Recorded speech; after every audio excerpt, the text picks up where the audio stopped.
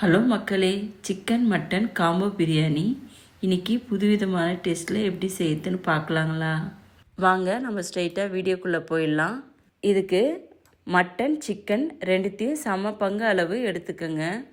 குக்கரில் ஆயில் விட்டு பட்டை, லவங்கம், ஏலக்காய், கல்பாசி, பிரியாணி இலை இது எல்லாத்தையும் போட்டு நல்லா பொரிஞ்சதுக்கு அப்புறம் பச்சை மிளகாவை போட்டு நல்லா வதக்கி விட்டுடலாங்க. நான் 2 பச்சை மிளகா தாங்க ஆட் பண்ணியிருக்கேன். உங்கள் காரத்துக்கு ஏற்ற மாதிரி நீங்கள் பச்சை மிளகாவை ஆட் பண்ணிக்கலாங்க. இப்போ நம்ம கட் பண்ணி வச்சுருக்க வெங்காயத்தை போட்டு பொன்னிறமாக வர அளவுக்கு நம்ம வதக்கி எடுத்துக்கலாங்க. நல்லா வெங்காயம் பொன்னிறமாக வந்ததுக்கப்புறம் நம்ம எடுத்து வச்சுருக்க இஞ்சி பூண்டை போட்டு நல்லா வதக்கி எடுத்துடலாம். இஞ்சி பூண்டோட பச்சை வாசனை போகிற அளவுக்கு நம்ம வதக்கினா போதுங்க. ரொம்ப வதக்கணுன்னா அது ஒரு மாதிரி ஸ்மெல் வந்துடும். நம்ம கட் பண்ணி வச்சுருக்க தக்காளியை போட்டு நல்லா வெங்காயம், தக்காளி, இஞ்சி பூண்டோடு நல்லா வதக்கி எடுத்துடலாங்க. இப்போ ஒரு கைப்பிடி அளவு புதினாவை போட்டு நம்ம நல்லா வதக்கினதுக்கப்புறம் அந்த புதினாவோட மணம் வரும் இல்லைங்களா? மணம் வந்ததுக்கப்புறம் நம்ம எடுத்து வச்சுருக்க மட்டன் பீஸை போட்டு நல்லா இந்த மசாலாவோடு மிக்ஸ் பண்ணி எடுத்துக்கலாங்க. இதில் மட்டன் வேக வைக்கிறதுக்கு தாங்க நம்மளுக்கு ஃபஸ்ட்டு ஒரு பாதி வேக்காடு மட்டனை வேக வச்சு எடுத்துட்டோன்னா மீதி இருக்கிற பாதி வேக்காடு நம்ம சிக்கன் போட்டு வேக வைக்கும்போது நம்ம ஆஸ் யூஸ்வல் பிரியாணி செய்கிற மாதிரி நம்ம வேக வச்சு எடுத்துக்கலாங்க. இப்போ தேவையான அளவு மஞ்சள் தூள், மிளகாய்த்தூள், தனியாத்தூள், பிரியாணி மசாலா, தேவையான அளவு உப்பு போட்டு நல்லா வதக்கி எடுத்துக்கலாங்க. மசாலாவுடைய பச்சை வாசனை போகிற அளவுக்கு நம்ம நல்லா வதக்கி எடுத்துக்கலாங்க. இப்போது மட்டனில் வெங்காயம், தக்காளி, இந்த மசாலா வாசனை எல்லாம் மிக்ஸ் ஆகி நல்லா ஒரு தொக்கு மாதிரி நம்மளுக்கு இருக்கும். நல்லா அந்த அளவுக்கு நம்ம வதக்கினதுக்கு அப்புறம் நம்ம எப்போவுமே அரிசி 1க்கு 2 தண்ணி ஊற்றி இல்லைங்களா? நான் இன்றைக்கி 2 கிளாஸ் அரிசி எடுத்துக்கிறதுனால நான் 2 கிளாஸ் தண்ணியை ஃபஸ்ட்டு ஊற்றி மட்டனை வேக வச்சு எடுத்துக்கிறேங்க. மட்டன் அரை வேக்காடு வெந்தால் போதும். நான் 3 விசில் விட்டு எடுத்துருக்கேன்.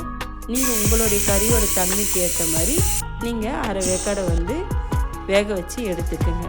நம்ம இப்போ அரை வேக்காடு வேக வச்சு எடுத்துட்டோம். மீதி இருக்கிறத பார்த்திங்கன்னா நம்ம சிக்கன் அரிசிலாம் போடும்போது மீதி இருக்கிற அரை வேக்காடை வெந்துடுங்க. உங்களுக்கு கறி நல்லா பஞ்சு மாதிரி ஆகிடும். இந்த ஸ்டேஜில் தாங்க நம்ம சிக்கன் ஆட் பண்ணணும். சிக்கன், மட்டன் இது ரெண்டும் நல்லா பிளெண்ட் ஆகி நம்மளுக்கு வாசனை சூப்பராக வருங்க. டேஸ்ட்டும் சூப்பராக இருக்குங்க. இதில் நான் தயிர், லெமன் எதுவுமே ஆட் பண்ணிங்க. நீங்கள் எப்பவும் பிரியாணிக்கு ஆட் பண்ணுவீங்கன்னா நீங்கள் நார்மலாக ஆட் பண்ணுற மாதிரி ஆட் பண்ணிக்கோங்க. நான் ஆட் பண்ணாமே எனக்கு டேஸ்ட் சூப்பராக வந்ததுங்க. அதே மாதிரி நான் கலரும் எதுவும் ஆட் பண்ணிங்க. மசாலாவில் இருக்கிற கலர், மிளகாத்தூளில் இருக்கிற கலரே எனக்கு பிரியாணி கரெக்டாக இருந்ததுங்க. உங்களுக்கு கலர் வேணும்னா நீங்கள் கலர் ஆட் பண்ணிக்கோங்க. சிக்கன் போட்டு ஒரு கொதி வந்ததுக்கப்புறம் நம்ம அரிசியை போட்டு மீதி இருக்கிற தண்ணியை ஊற்றி தேவையான அளவு உப்பு போட்டு நல்லா மிக்ஸ் பண்ணி விட்டுக்கலாங்க. நீங்கள் மூடுறதுக்கு முன்னாடி கொத்தமல்லி தழையை மேலே தூவிட்டு குக்கரை மீடியம் ஃப்ளேமில் 2 விசில் வச்சு எடுத்திங்கன்னா சிக்கன் மட்டன் பிரியாணி ரெடிங்க. சிக்கன், மட்டன் இது ரெண்டும் சேரும்போது அந்த டேஸ்ட்டு சூப்பராக இருந்ததுங்க. நம்மளுக்கு எப்போவுமே பிரியாணினாவே நம்மளுக்கு மட்டன் பிரியாணினாவே ஒரு டேஸ்ட்டு தான். ஆனால் பார்த்திங்கன்னா இதில் சிக்கன், மட்டன் ரெண்டுத்தோடைய அந்த எசன்ஸும் இறங்கி நம்மளுக்கு டேஸ்ட்டு புதுவிதமாக இருந்ததுங்க. சூப்பராக இருந்தது.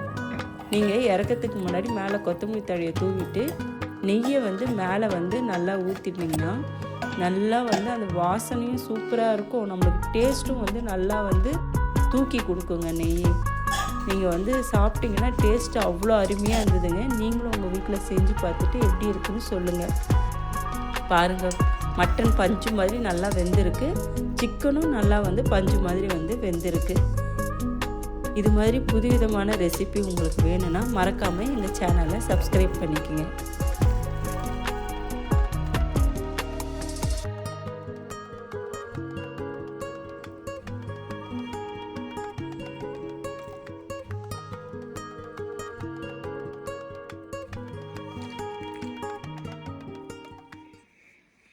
How is it, Ashwa?